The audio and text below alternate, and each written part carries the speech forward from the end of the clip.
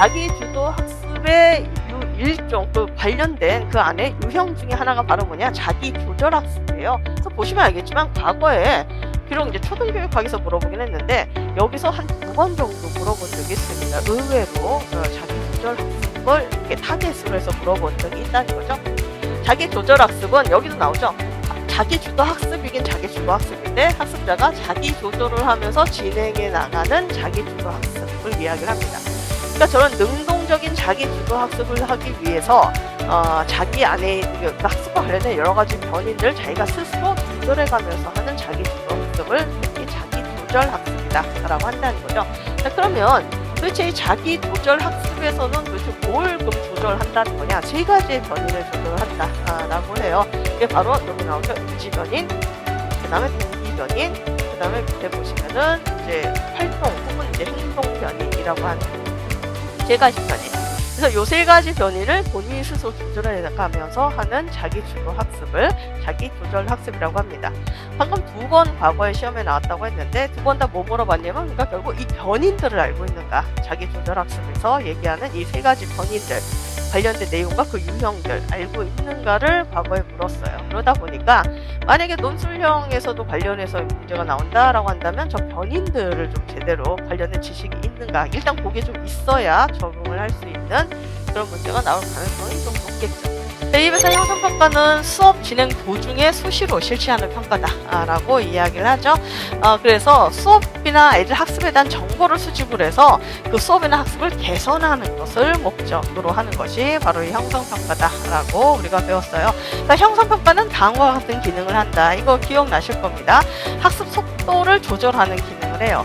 교사가 형성평가를 해봤더니 애들이 다 점수가 낮아. 그럼 뭔가 얘네들 이 수업을 제대로 못 따라오고 있다는 얘기인 거잖아요. 그러면 학습의 속도 같은 걸 좀 더 이렇게 천천히 하거나 뭐 이렇게 할 수가 있는 거고, 아이들 입장에서는 학습에 대한 어떤 강화 역할을 해줄 수가 있습니다. 형성평가를 받으면서 내가 어떤 부분을 아는지 모르는지 이런 것들을 체크를 할 수가 있고, 그에 대한 결과를 형성평가의 결과가 아이들에게 있어서 어떤 강화를 주는 그런 역할을 할 수도 있죠.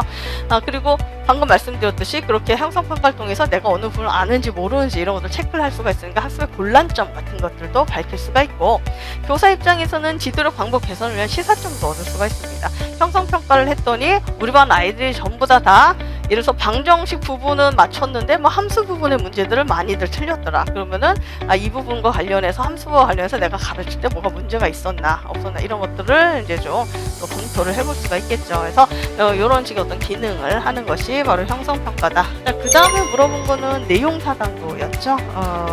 그래서 내용타당도 원래 거기서 이제 장점과 단점을 단점 일단 한 가지씩 쓰라라는 거였는데, 내용타당도 내용을 우리가 잠깐 이렇게 보면은 우리가 타당도의 종류 여러 가지 배웠습니다. 뭐 내용타당도뿐만 아니라 뭐 예언타당도, 부인타당도, 그다음에 뭐 생태학적 타당도, 뭐 결과타당도 이런 식으로 여러 가지가 타당도를 배웠는데, 가장 시험에 많이 그 중에 물어봤던 게 바로 이제 사실은 가장 많이 물어봤던 건 부인타당도였어요. 그런데 이게 논술형으로 바뀌면서는 좀 내용타당도를 좀 더 많이 묻는 그런 추세이긴 합니다.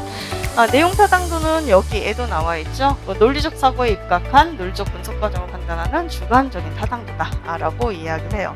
내용타당도는 교사가 자기가 이제 아이들의 능력을 측정하기 위해서의 검사 도구, 이제 시험 문제, 시험지 이런 것들을 만들었잖아요. 그럼 내가 만든 이 문제가 내가 측정하고자 하는 목표와 부합되는지 안 되는지, 중요한 요소를 골고루 빠짐없이 이 문제 안에 포함되고 있는지 이런 것들을 전문가를 통해서 검증을 받는, 이게 이제 내용 타당도라는 거죠. 그래서 보다 그 분야의 전문가에게 보여주면 전문가가 쭉 보면서 보니까 이 교육 목적에 맞게 이러이러한 내용들이 잘 들어가 있군요 라고 이제 판단을 해주면 내용 타당도가 높은 거고, 그렇지 않으면 내용 타당도가 낮은 거고, 이제 이런 건데, 그러다 보니까 내용 타당도는 좀 주관적인 타당도라는 거죠.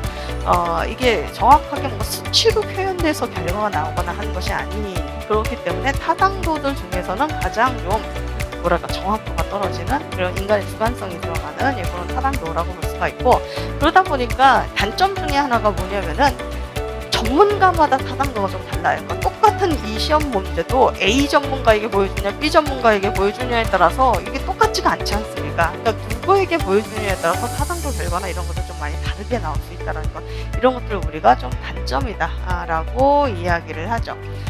그래서 여기 보시면은 장단점이 나오는데, 장점은 가장 좋은 우리가 많이 얘기한 장점은 뭐냐면은 다른 타당도에 비해서 되게 손쉬워요.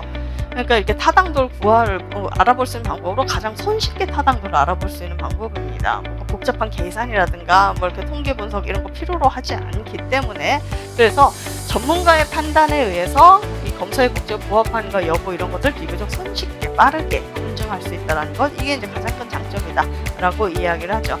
근데 이제 단점은 뭐냐면 아까도 얘기했죠. 전문가마다 다른 결의가 나올 경우가 있어요. 똑같은 걸 가지고.